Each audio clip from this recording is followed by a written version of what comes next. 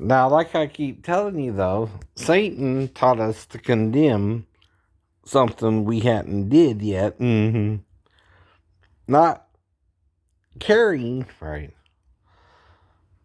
about us when he did it, right? The tree of knowledge, right? Action. So in addition to the iliosacral screws, you're gonna do lumbo-pelvic fixation. So you put pedicular screws in the lump. So, with my injury, though,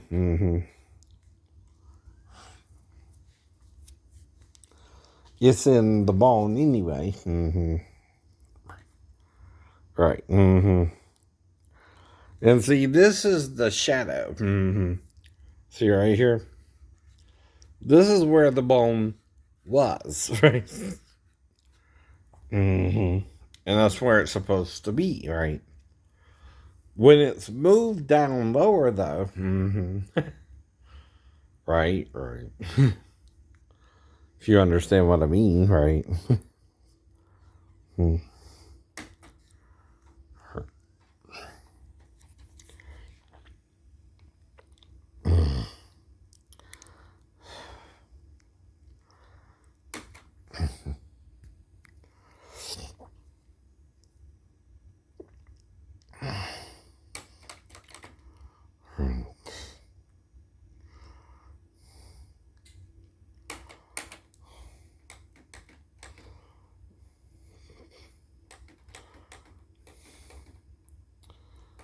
The problem it causes, right,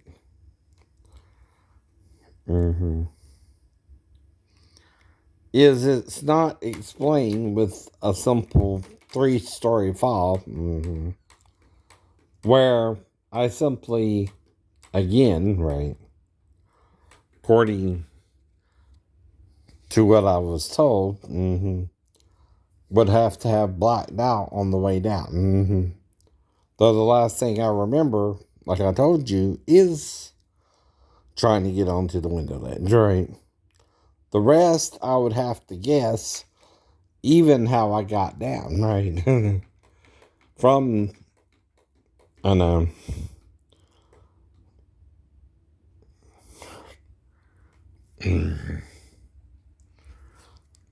the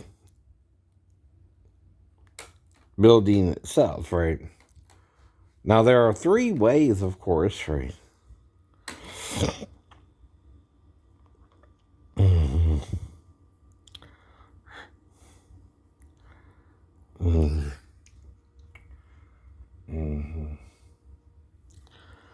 But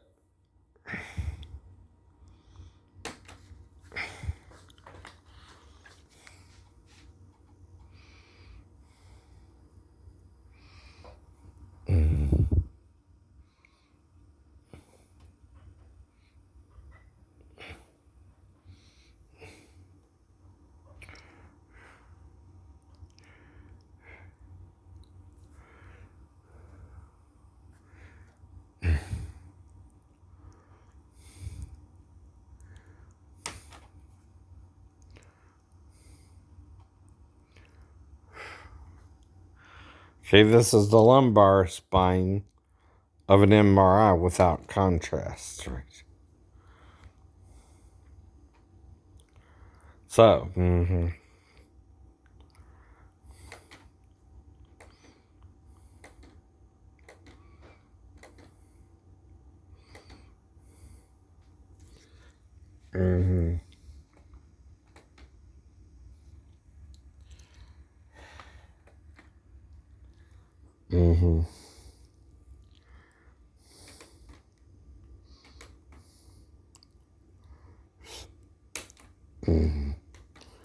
this isn't because I'm angry about what happened, right?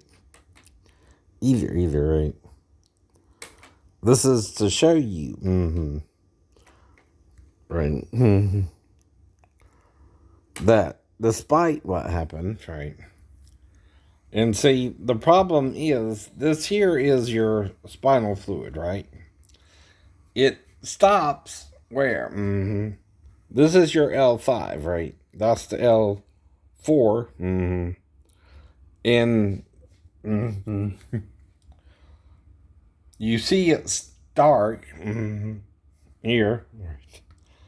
Lighter here, right?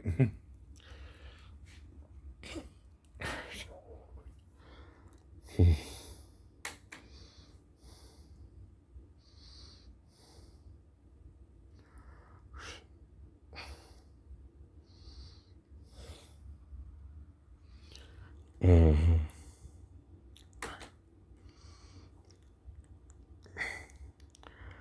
Now the one before, mm-hmm. Okay,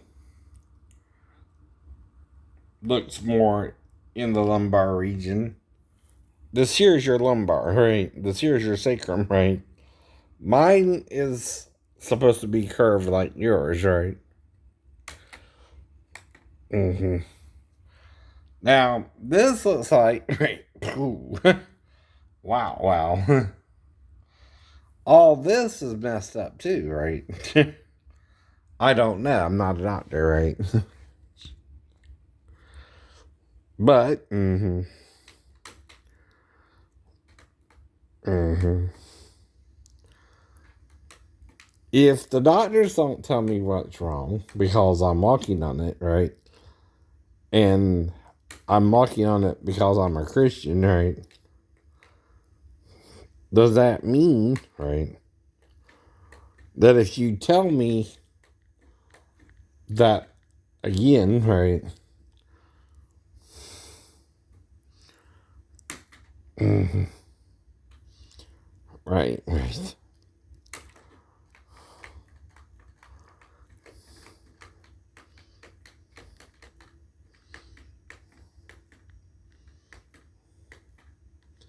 Now this is the darker version, right?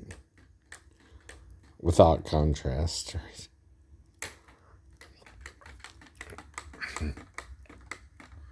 But see, this here still shows the same light and dark, right? Throughout the sacrum area. Mm-hmm. And it really starts at the L5 anyway. Mm-hmm. Most spinal cord injuries, right? Especially if you assume it happened in a 3-story fall. Mm-hmm. Right. Mm-hmm. So where is the main problem? From L5 on down, right? There's very, I don't know.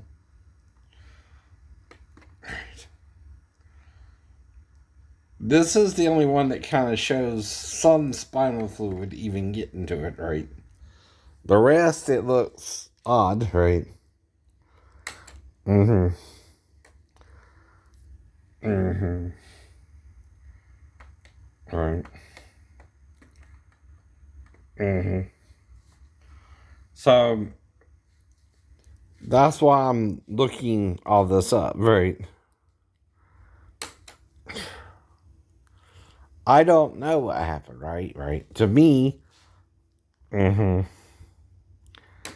Again, mm-hmm. Spine, and the iliac screws in the ilium, and you connect them. Thank you very much for listening. Mm-hmm. So this video is for educational purposes only. Please consult your doctor before you make any decision. mm-hmm.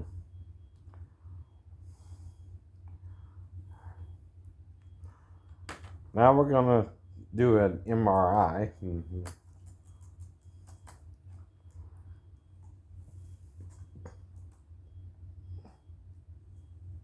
Mm. Oops. Mm.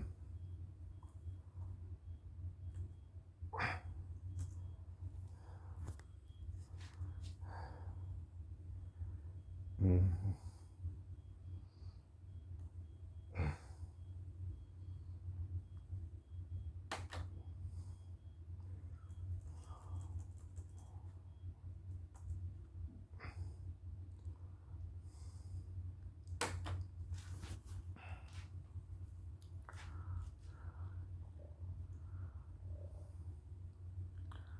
And there are two ways to do that. One is without contrast, and one is with, right?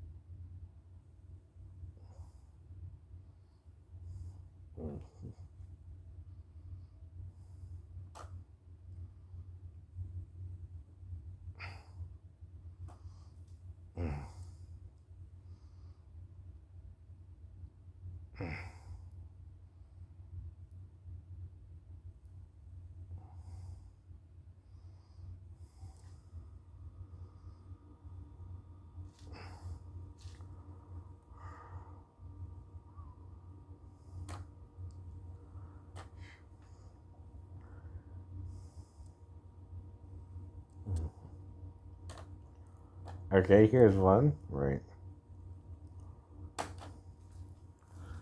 And again, all this is a simple comparison, right?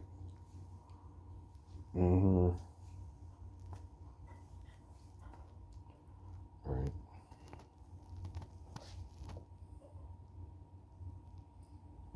The MRI essentially shows two separate views of the spine, a side view or a sagittal view and a bottom-up view called the axial view.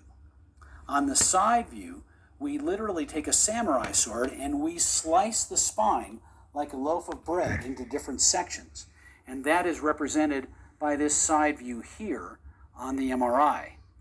The bottom-up view is essentially axial slices, and you can see here the But disc, did you which try would be to located right punish here, me, the though, center of the right? canal here, where you Again, see and the take nerves, the law into your and then own the two hands, facets on either and side Jesus in the still back, healed me, which right? is represented on the MRI here. And You can't do that either, vigilante. now we're I going have to a examine right a normal lumbar to a spine. trial We have and a two jury trial of the my spine. peers. We have the side view here, and we And have you the do not bottom have up the view. right to deny me that trial. On the right? side view, Even you if can you see that think this I'm a side view criminal. corresponds to this line in the cut of where we are cutting the spine in half, literally. So if this arrow or this line is right in the center of the spine, this is the center cut of the side of the spine. We can move this line anywhere, and we can see cuts, for example, to the side of the spine here. We can move these lines to get to the other side of the spine there. So this line that we're looking at on the right side Now, indicates where the cut is on the side of the lumbar spine here. Right. So what I'm asking you simply is this, right? Does this, right, just by observation, let's go back. So he showed you how when you go forward, right? Right. It's supposed to look, right? And even if I'm not the doctor, he is, right? Right. So this ain't to condemn, right? But to what? Forgive. Right? What was done to me, right? I don't know what happened, right? But this don't look good, right? No. Looks like someone played vigilante on my buttocks and quite literally, I know. Okay, that's about what he showed, right? Right. Let's go back a little bit here. Okay. So, here. Cuts, for example, to the side of the spine. Here, we can move. So, you're moving from this sacrum, right? Move these lines to get. So, that's what theirs looks like, right? So I'm having to what? Figure out on my own with a normal education, right? What happened, right? So does this look wrong, right? Like there's something blocking the fluid, right? Does that look different, right? Does that look different? And does that look different? Yeah, so that's all I can do, right?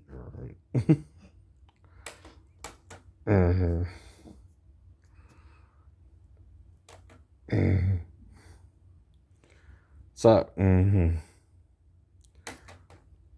Get to the other side of the spine there. So this line that we're looking at on the right side indicates where the cut is on the side of the lumbar spine here. To get to the anatomy, this is the spinal cord. The spinal cord ends about right here, and then that's the your spinal cord cord exits into the cauda equina, which are the peripheral nerves which sit in the center of the canal. We don't see the nerves coming all the way down because they start to exit. If I move this cut over to the side, you can actually see the individual nerve roots on one side. We go back to the center and then cut on the other side, and again you can see the individual nerve roots on the opposite side. The white material in the center here is cerebral spinal fluid, which is essentially water. On this particular scan, called a T2 scan, water is white. You can also see the fat in the back here. The fat is also white, mimicking the water. These are the vertebral bodies that I'm circling here, and in between the vertebral bodies are the discs.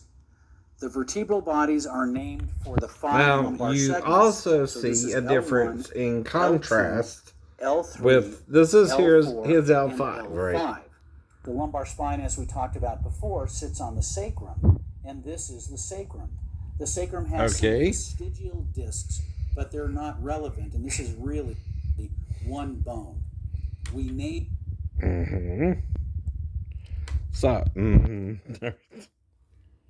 now this is without, being a doctor. I mean that. But with general knowledge of anatomy from at least high school, right? Right.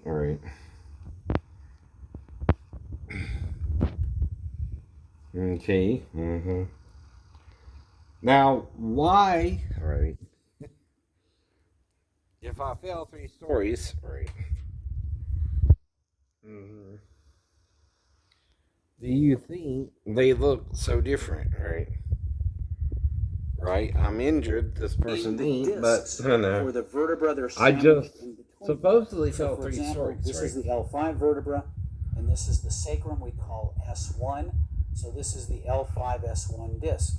Right. As we go up, this is the L4-5 disc, the L3-4 disc, the L2. So let's go back to mine again. Now, why does my disc right here look a little different? Right. So we're here, a little darker too. Right. Here, I know. It's almost smashing, right?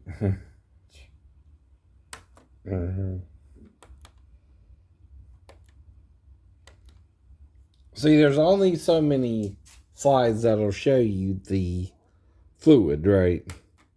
So the fluid's right here. These are your nerves, and the fluid, right, is where again your nerves get their ability to move, right? I believe, right. If your spinal column, right, is injured severely, right, which it's not that shot that proves it, but this one does, right, and this one does, right. Three of them, oh no, show a spinal cord injury starting at this is L5 and becomes the sacrum, right? This is L4, 3, 2, 1, and then you go to T, which is your thoracic, and that's like, I think T12. Right. And then you go to your cervical spine, I think. There it is. Right. Now, this is again, the second view he's showing, right?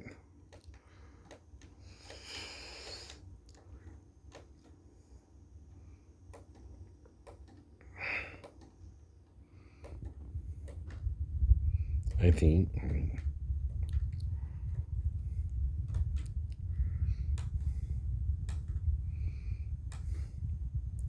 So these are the kidneys, right?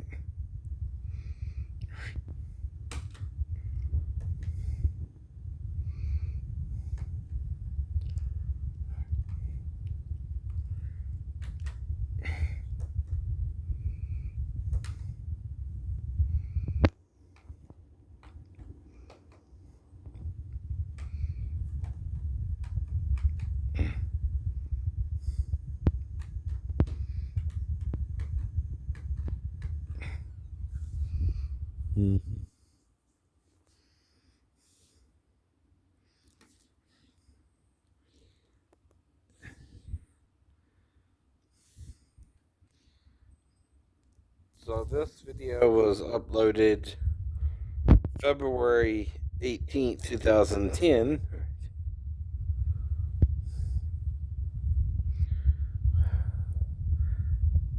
Donald Cornerman, MD, right? DC.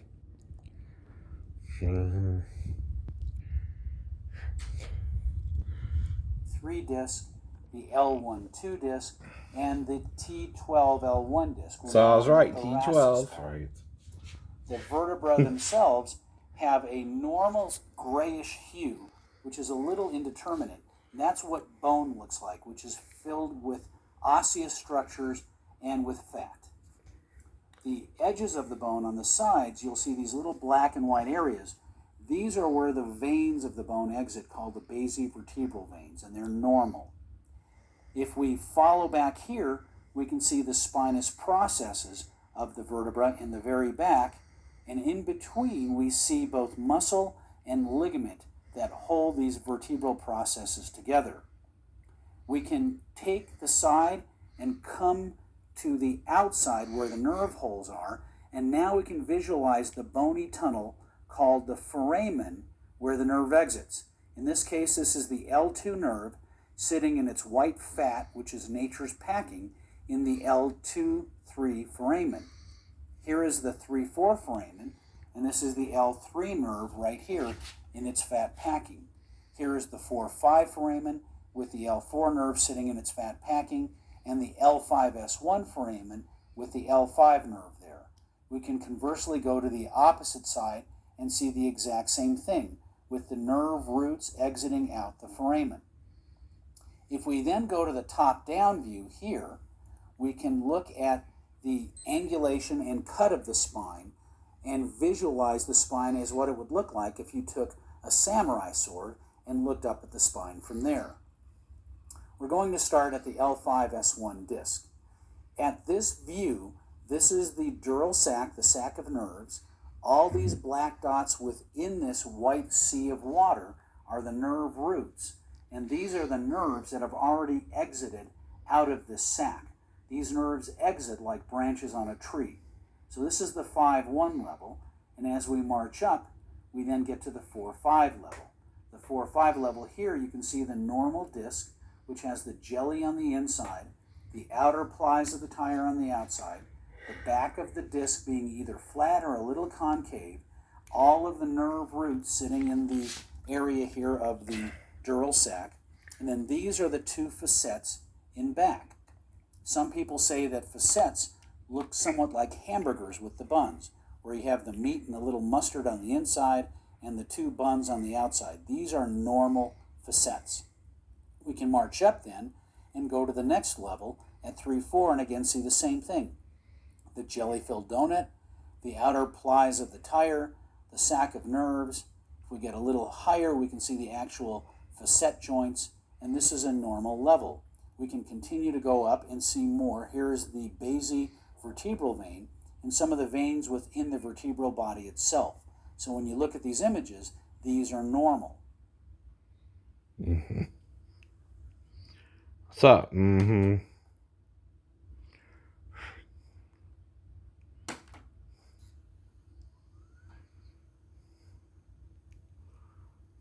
Hello, this is Dr. Kornman. We're going to talk about how to interpret MRI images.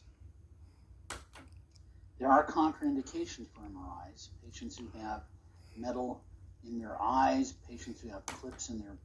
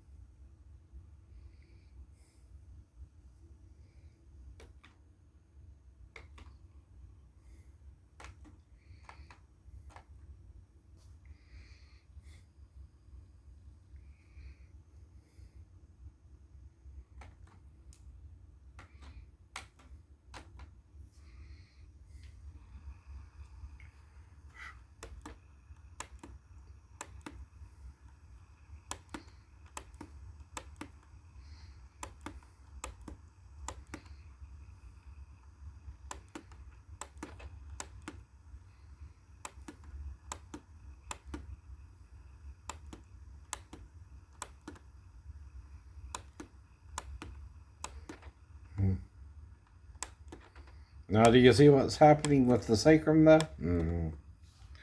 It's going away, quicker, right?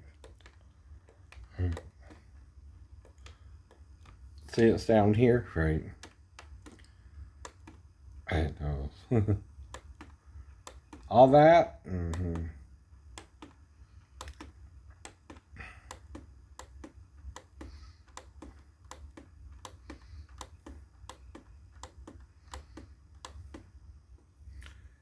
Okay.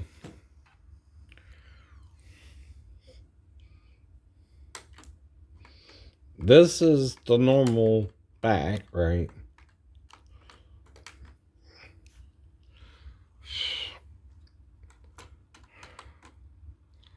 Right?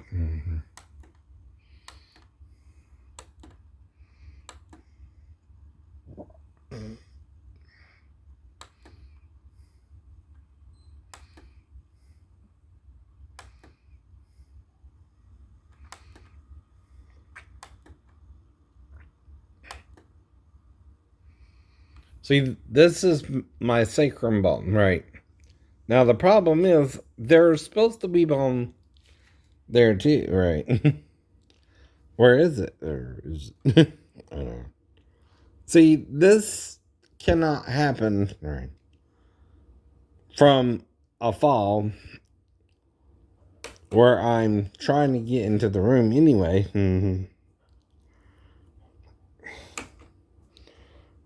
brain, patients who have spinal cord stimulators or diabetic pumps, all need to find whether these are compatible with the MRI.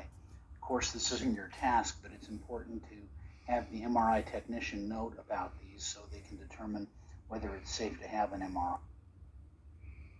The sagittal images are incredibly valuable, but you have to understand what you're looking at. The anatomy of the spine is important because this is revealed in great detail on the MRI. If you remember from various anatomy lectures, the spinal cord continues down until you get to the conus, which ends behind the body of L1. The nerve roots of the cauda equina, which is of course Latin for horse's tail, start to exit around T10 or T11 and come all the way out until the bottom of the conus, S2, 3, and 4. And below the level of L1, this is all the cauda equina coming all the way down the sacrum. The lateral, of course, here demonstrates the cord, which ends behind the body of L1, and then you can see the individual nerve roots of the cauda equina. The CSF, of course, is in the canal, and depending on if you're looking at a T1, a T2, or a stir image, as this is, water can be white or black. These are the vertebral bodies. These are the disc spaces. And of course, anterior, you're going to see. So that's their L5, and you see it's coming down, way lighter than mine, right? Even if, say, the person is older, right? There is the foraminal view. So if the central cut is through the center of the canal, if you bring the cut about a centimeter to the side, you're going to see the vertebra in the foramen. So here you can see the vertebral body, you can see the pedicle, the superior facet. You're not far enough lateral yet to see the inferior facet here, but you can see them down here. The foramen consists of the nerve root, which appears to be oval. There are small black dots you can see, which are the vessels, and the white, of course, is fat.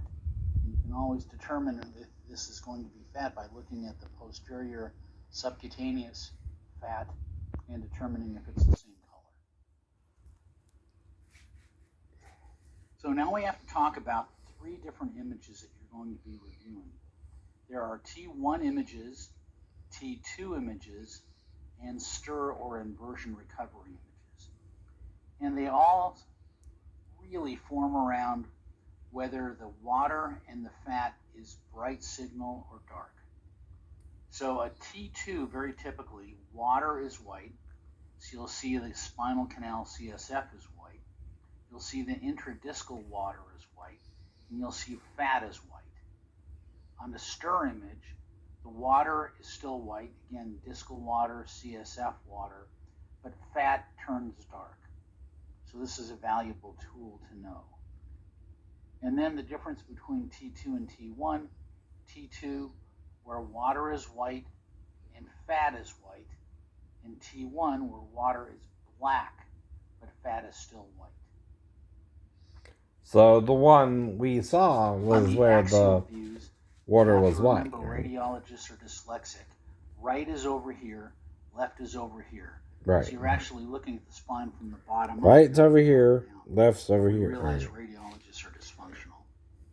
So looking at this axial view. What it is just a mirror image, right? It flips it on the reverse side, right? Sac of fluid, and you'll notice the sac is dark, and and fat is white. So this is going to be a T1 image. If we come over here, where water is white and fat is white, this is going to be the T2 image. If you saw water being white in the disc space and in the CSF, but this is black, of course, that would be a stir image. So now we can understand how to look at these things. We can start to look at pathology to determine whether or not this is a problem. So this is a axial cut through a disc space where you can see the nucleus is white because it's hydrophilic and absorbs water. It's like a giant sponge. The outer part of the disc are 30 rings of collagen, and collagen in its raw form is black. So you can look, and this is a normal looking disc, and normal spinal canal with the nerve roots in the spinal canal. These are the exiting nerve roots on either side. Now we come over here. This is our first pathology. This is an annular tear. So you notice the color of the disc space, which here is white, is now dark, and you can see a tear going right through the annular fibers, and even a small disc bulge here. It doesn't compress the nerve roots. I wouldn't expect there to be any buttocks and leg pain, but it does tear through the posterior wall, and this patient had some lower back pain. Now, we can also use the MRIs to determine what the natural history of an annular tear is. If we look at the lateral here, this is a midline view for the most part, and we can see the discs are nicely hydrated here, here, and here, but this looks a little ragged. The disc is a little collapsed, and there's a posterior bulge with a bright signal in the back. This is an annular tear. 1 year down the road, the same patient, you can see the nucleus is no longer absorbing water, so the disc turns black. This is a signal.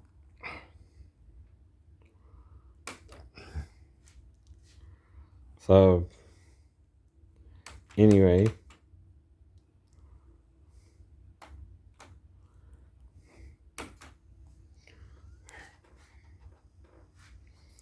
so what does all this mean, though, if theirs is black and mine's black too, but no mention, right?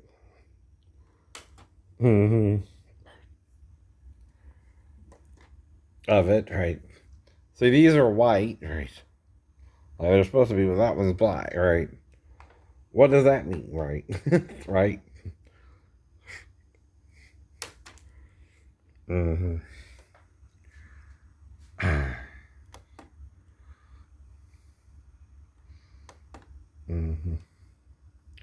So, another thing, though, is on this side, it does look a little lighter in that area, but, right.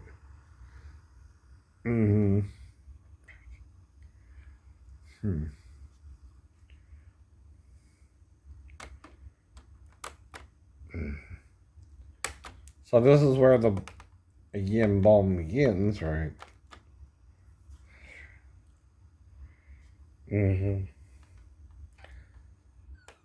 Now, the spinal fluid is important because that's what, travels throughout your body, right? To help you move, right?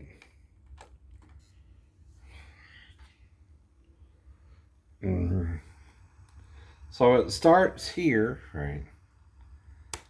Then here, right? And this is where you see it black, right?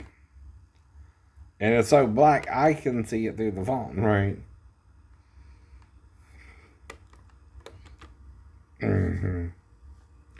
So here it kind of goes back to normal, looks like it's a month, but still. So, those are the two. That this is a degenerative disc, and you can see a posterior disc bulge here. So this is the result of an annular tear at 1 year. There are different grades of degenerative change. This may be a mild to moderate degenerative Well, it was disc. taken These are mild degenerative discs. around 2017, now, though, right? Compare them to normal discs where the signal in normal discs is brighter than these two, and the posterior wall is slightly bulged out versus normal, which is flat. So these are mild degenerative disc changes versus a moderate degenerative disc change, where you'll notice the disc height is dropped. There's signal in the posterior annulus and a posterior bulge. So patients can have multi-level degenerative changes. These are two moderate degenerative discs. These are mild degenerative discs. They look reasonably intact in height, but you compare the signal in these two discs to the signal in these two discs, and you'll compare and see that these are diminished. So these do have some mild degenerative changes versus this patient who has a normal disc at L1-2 and 2-3, 3-4, 4-5, and 5-1 are all quite degenerative, and you can actually see annular tears through these posterior annuli here. Now, degenerative disc disease is probably genetic in many patients. This is a 15-year-old who complains of back pain and some buttocks pain. You'll notice the discs don't look healthy even normally. I'm just showing you again why I might be having pain, but I don't know if I should be paralyzed or not. Tear through the anterior annulus here. So this is an indication that degenerative changes of the discs can be genetic and. But it happened when I was 24, by the way, right? Annular tears, of course, are what start.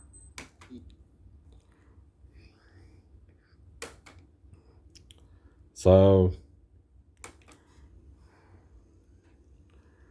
right? Mm-hmm.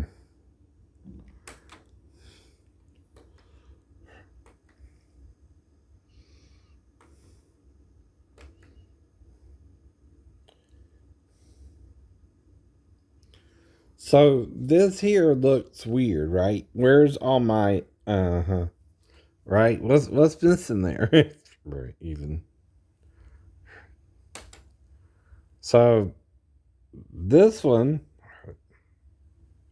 and this is the degenerative of a 15-year-old, right?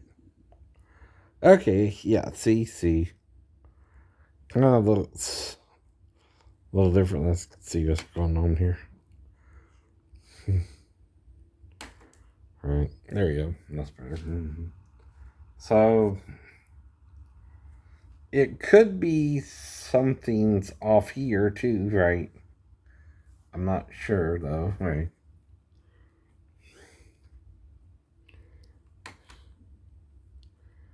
Right. Slightly bulged out versus normal, which is flat. So these are mild degenerative disc changes versus a moderate degenerative disc change, where you'll notice the disc height is dropped. There's signal in the posterior annulus and a posterior bulge. I know. See, to me, it's because of the physical disability, not the mental. Right. These are two moderate degenerative discs. These are mild degenerative discs. They look reasonably intact in height, but you compare the signal in these two discs to the signal in these two discs, and you'll compare and see that these are diminished. So these do have some mild degenerative changes. Versus this patient who has a normal disc at L1-2, and 2-3, 3-4, 4-5, and 5-1 are all quite degenerative, and you can actually see annular tears through these posterior annuli here. So this is just simple. Now, degenerative disc disease is probably genetic in many patients. Degenerative disc disease, right? Back pain and some buttocks pain. But if you are injured at 24 by 52, right? But you get down, this is a quite degenerative disc. You have to pray for Jesus to heal you of that too. Right? If you understand what I'm doing, right? Through the anterior annulus here. So this is an indication that not condemning, but observing, right? Genetic in origin also. As well. Mm-hmm. Annular tears, of course, are what start the process of degenerative changes of the disc. And this is a disc here at L4-5, even L5S1, where there's annular tears and posterior bulges, period. Here is an annular tear through the lateral aspect of the disc. You can see the left side of the disc appears to be intact, but the right side has a tear through and through and a small posterior bulge in the foramen. Discs can degenerate to the point where they no longer absorb shock and become mechanically incompetent. So here are some probable mild degenerative changes or normal discs. But then you get to this one and you notice you got to pray. We got to pray just to make it today. Smooth and unbroken. And see have a time. You see irregularities, almost a sawtooth pattern. And this is isolated disc resorption, where the impact of one vertebra on the next. See, I'm both borrowing the song and teaching to can pray, also see right? swelling from the white of the disc space that go into the vertebral bodies, that this is reaction to the increased stress of the disc. This is a typical problem. And of course, type 1. I'm not a doctor, so I gotta figure out what happened, right? While I'm still in pain, I know. Should I maybe be paralyzed or not? I don't know, right? Adolescence. Right. The end plates of the vertebra, before we're skeletally mature, are open, and that's what causes the vertebral heights to become larger. Now, in some kids, these end plates are softer and subject to injury. So especially on athletes who have this type of disorder, they'll have end plate fracture. So, yeah, this is 2017, right? Like I said, right? So,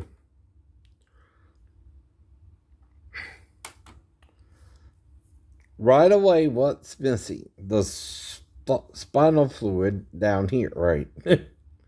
That's the point, right? Down here, right? See, this is crimping. That's the bone, right? By the way, this stops the spinal fluid, right?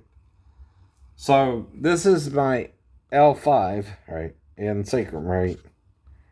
And this here is the back part of the spine, and this is the front part inside my body, right? By the way.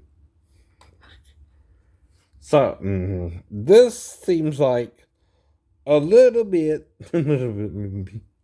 maybe, a spinal fluid is getting through, I know. maybe, if that. And then, okay. Right. Or it could be just the bone, right? I'm not sure, right? See, the bone here, right, should be,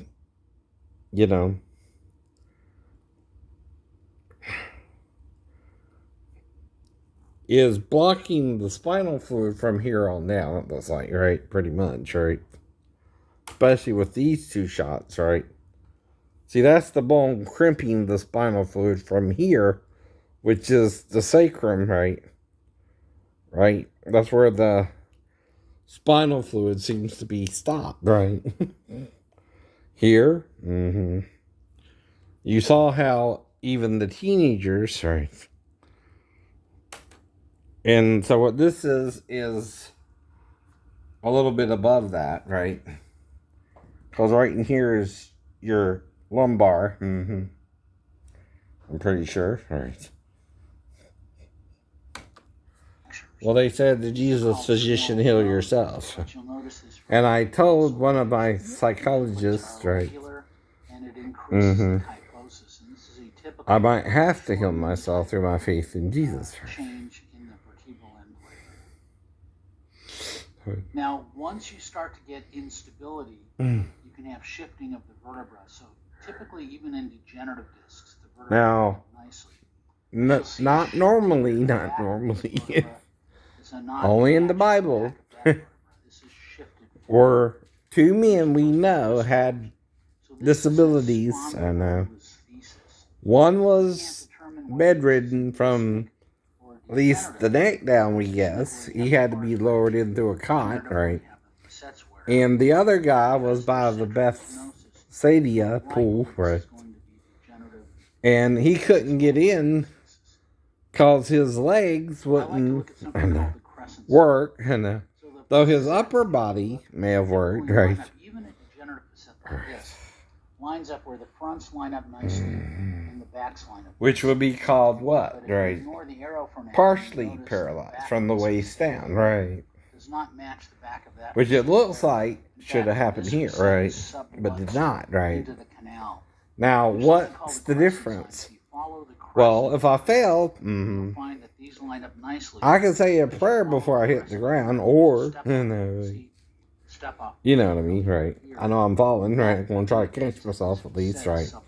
And if I do or don't, and I'll lose my balance and I hit the side of the building, right, you know, if I'm prayed up, right, So the crescent sign here again, where you can you know, I'm going to fall, right, but how badly and how far did I fall?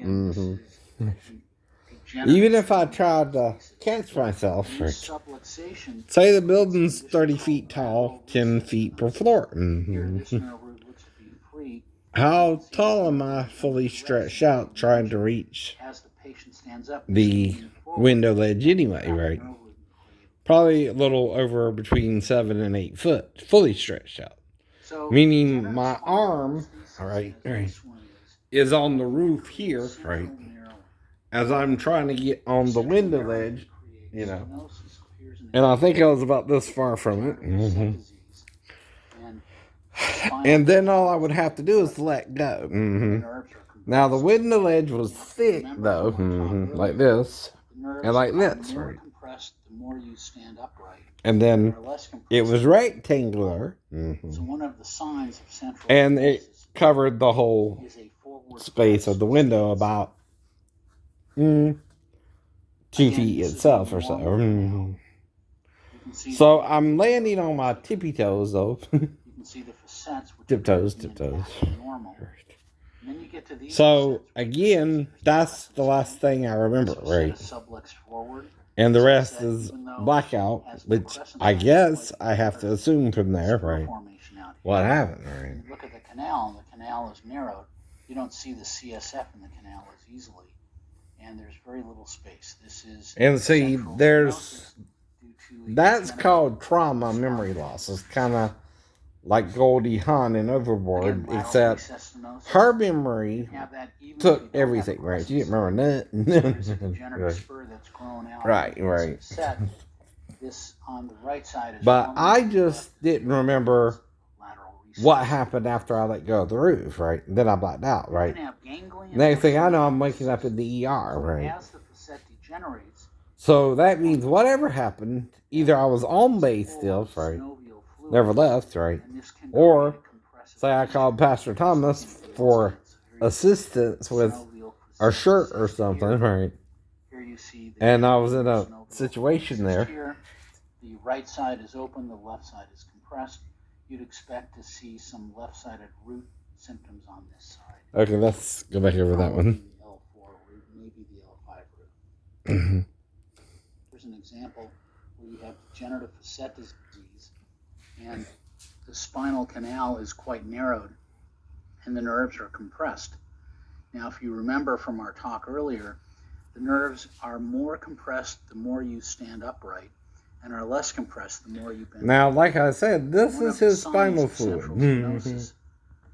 This is the bone on one side, this is the bone on the other, right? Again, this is a normal canal. You can see the individual. But what does it look like with mine, right? Dead end, right? It stops there, right? Is it supposed to? No. So what happens if it does? When paralysis set in, right? Even here, see, the bone's here, right? Right? And I think that's just a reflection, somehow, of the bone, right?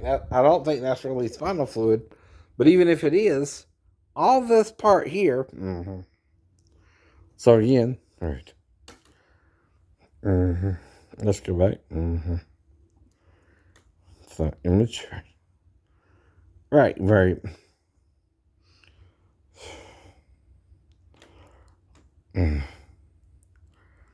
So. Crescent sign. If you follow the crescent here, you'll find that these line up nicely, but you follow the crescent here and there's a step off. You can see the step off more clearly over here, and that indicates that this facet is subluxed anteriorly. That's an indication of a degenerative spondylolisthesis.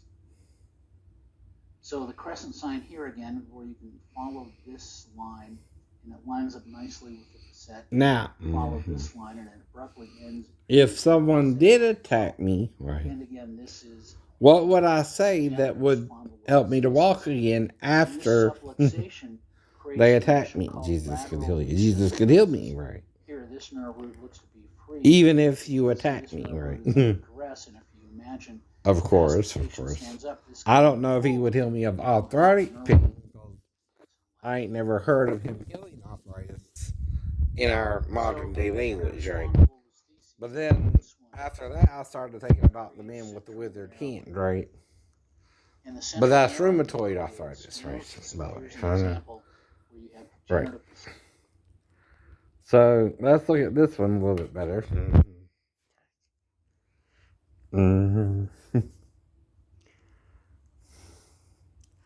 So again, right, you see the spinal fluid, right?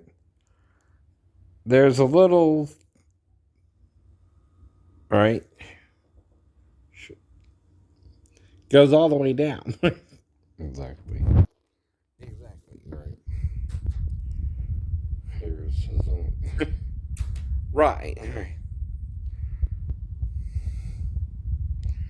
So let's go back, right? What does it look like is missing from that picture? Spinal fluid. No, spinal fluid, right? Right? This one too, right? And this is where the image starts, right? So here, stops here, right? That's also the lumbar right there. That's the fifth lumbar. This is the sacrum, right? On down. It also affects the coccyx because it's out of place. It's out of place. Right.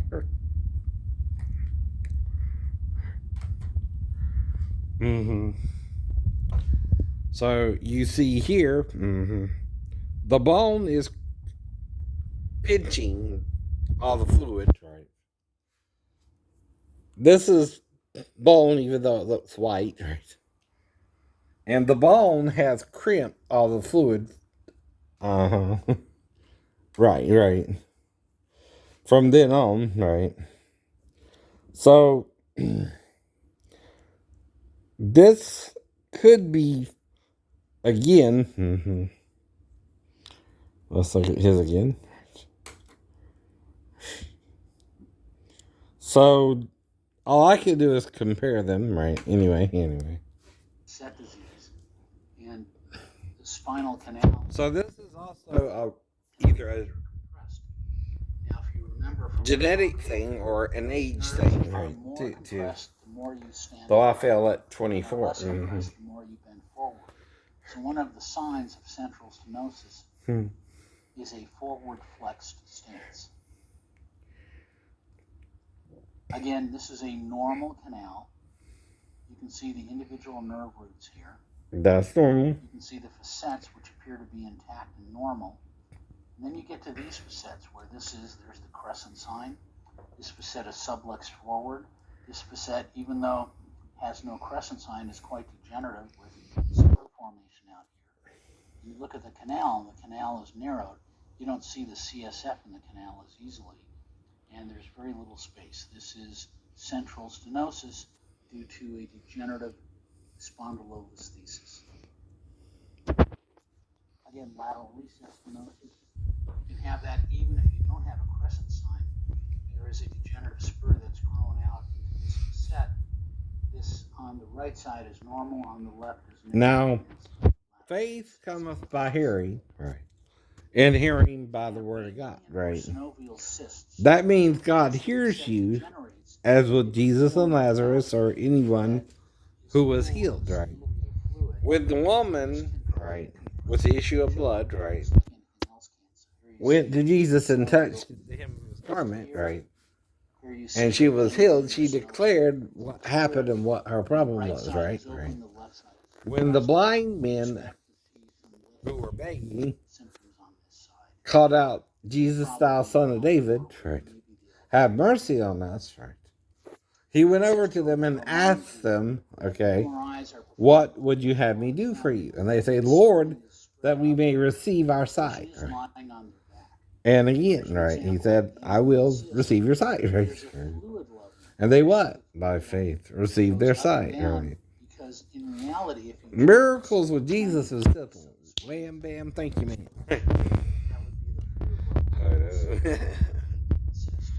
Right. So even though I have amnesia, what happened, right? I know, right? Whatever I'm seeing here, some disc herniations are does it look like no? other disc herniations are extruded. Have no boundary. So these are herniations, though, right? Posterior annulus, And it looks like it's kind of herniated, don't it? Right, as well. which is stretched here. So that's what I'm explaining to you. If I feel pain, right, and I don't want to pick up the trash on the floor. Versus this, Whose fault is that? piece sitting free The Davies, or this is torn through both the posterior someone could attack me? Maybe, I don't know. Right. ligament. And this See, that's a question, not a statement. Right?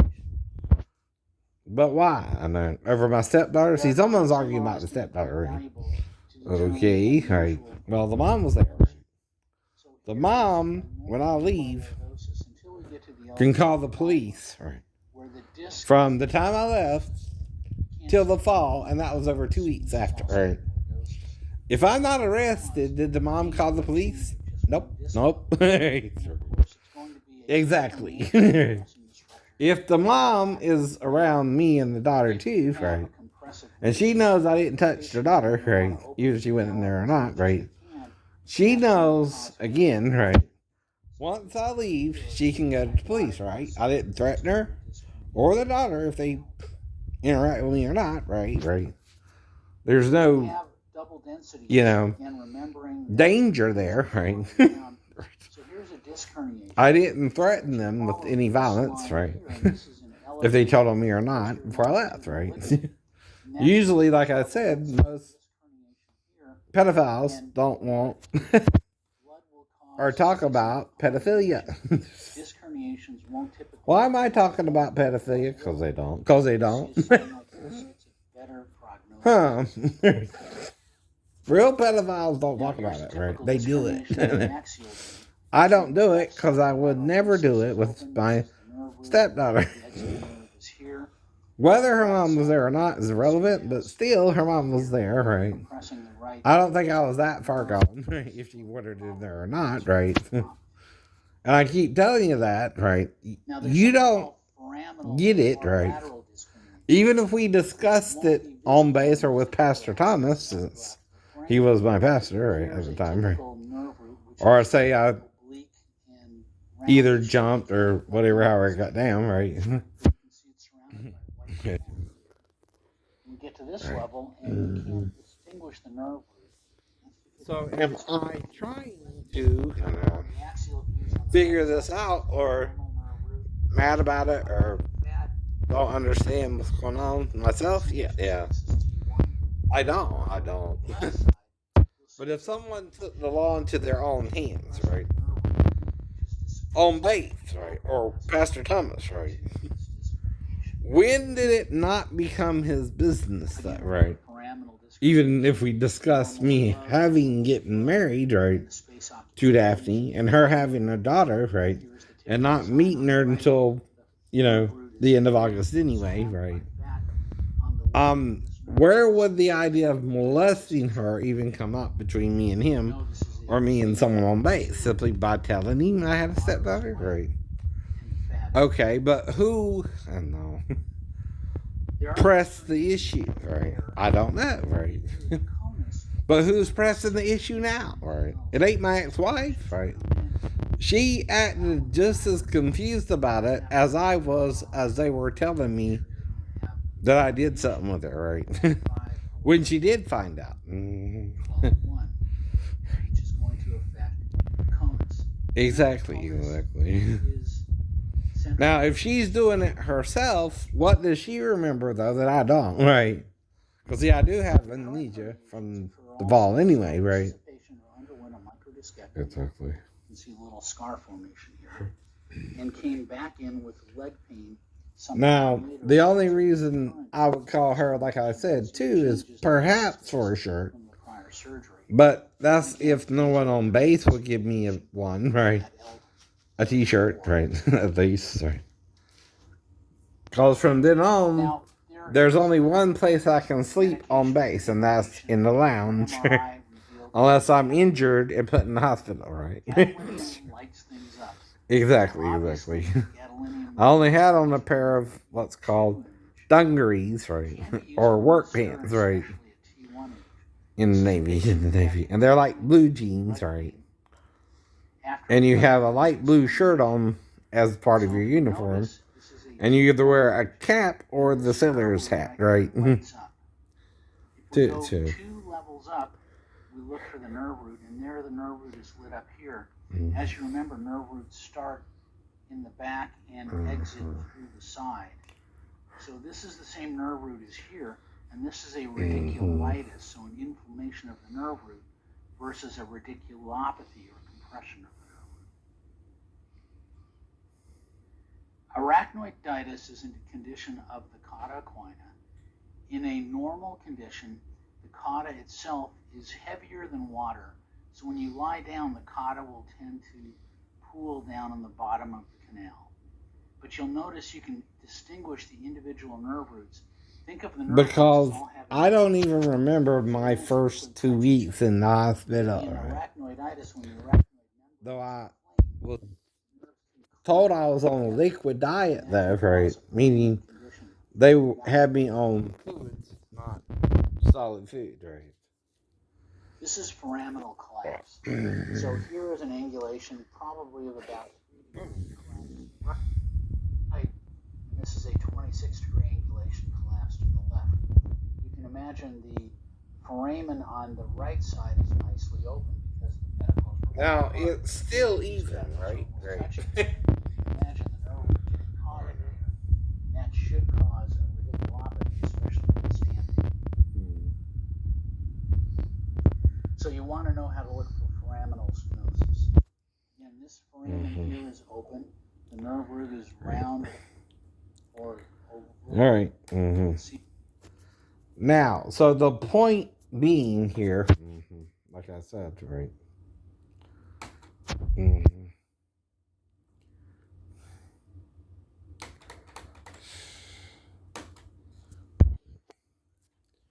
So what this is going down the spinal cord itself, right?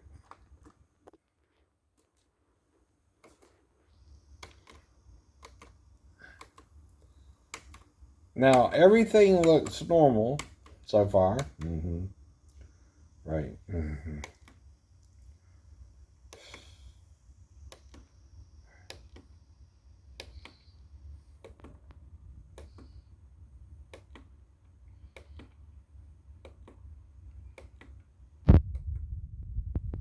Now, does it look like, though, from here on, that something's going on right here?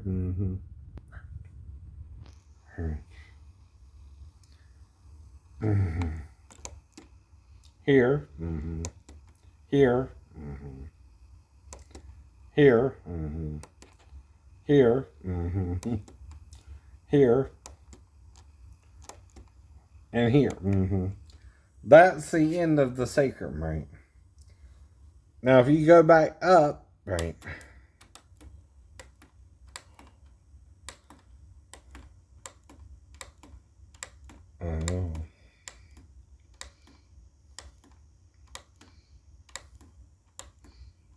I'm sure all that darkness ain't good, ain't good.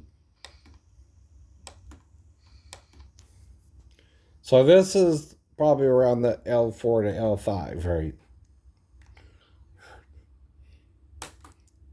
Right.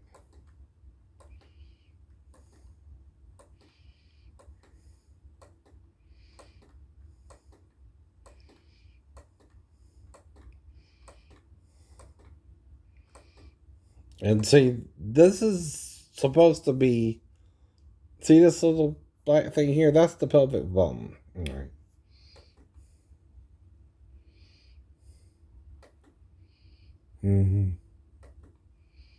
So y'all, there's supposed to be bone here, right? Here too. So bone is missing here. See, bone is either also there or not there. Why, right? See, these are degenerative qualities, but right. Also missing. See, there's stuff here, but stuff not here. Stuff is kind of weird. Now there it just jumps. I mean, right. Goes from that image, right. And that one, right. And see, here's one pelvis and here's the other. So this is the left and this is the right, right. That's the bone, right. But there's bone here, but not here, right. Where'd it get? Right. There's no bone here, right. Bone here, right. Where'd it get? Right. It don't just disappear. No. See, it's missing. This has bone here. No bone here, right. And you see it on the x-rays like I showed you on the previous one, right?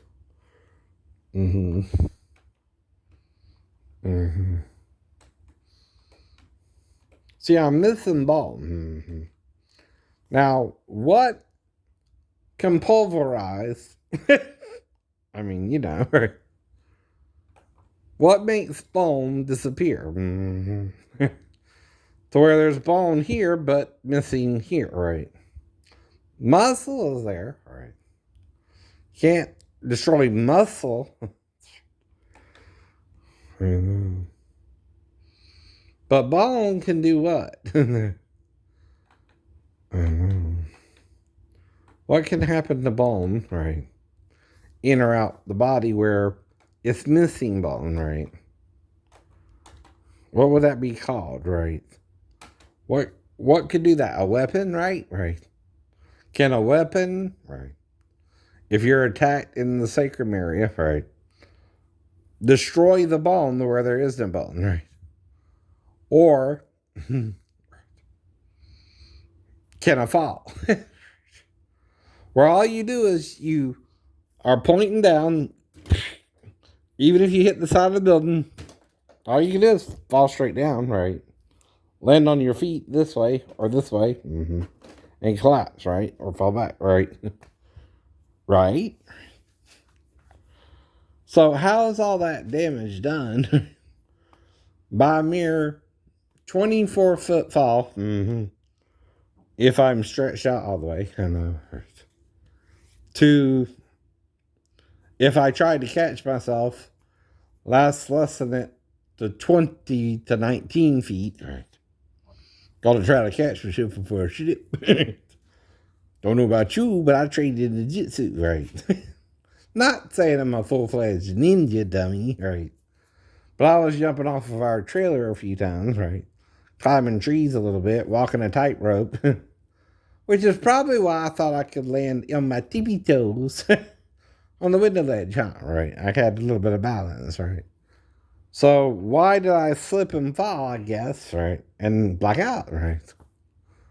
Or did I say that to the person attacking me, right? Never, right? But of course, that would be amnesia too, right? I'm guessing, right? But the amnesia in my brain, like with the car wreck, right? Seems to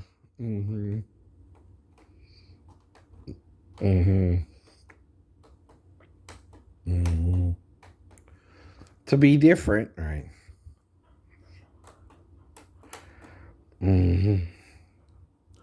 Right.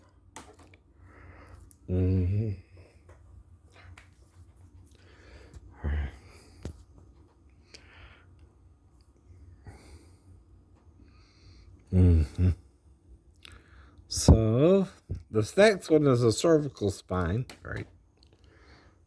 But it's the M.R.I, right? Right. Okay. This is just an X-ray of it, right?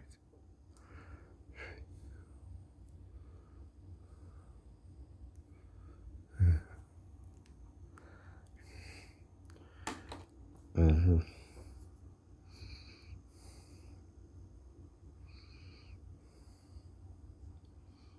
Mm-hmm.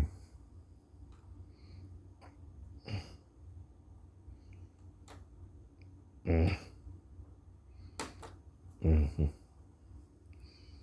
Let's see. Let's enlarge it a little. Mm-hmm. Right. There's my ear. Mm-hmm. There's my ear canal. Why do I got a hole there? I don't know. There's supposed to be a hole there. So this is what the spinal cord looks like. Does that look normal? Right. It almost looks like it's sliced, right? Right. Right in here. Hmm. Right. Mm-hmm. Right.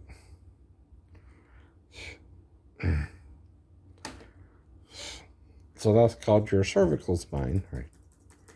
And that's an X-ray. Mm-hmm. So. Mm-hmm.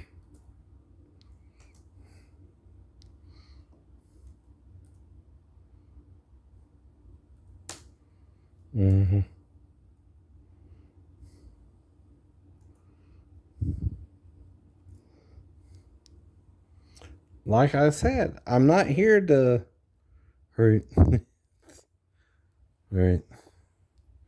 So do we want lateral view or side view, right?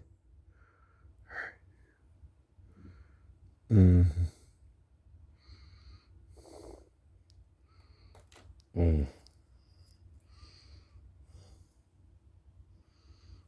Mm-hmm.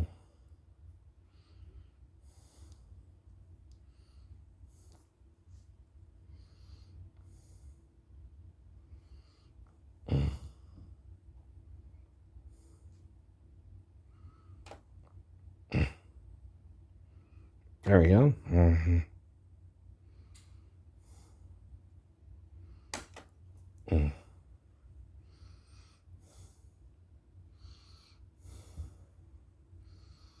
Mm-hmm.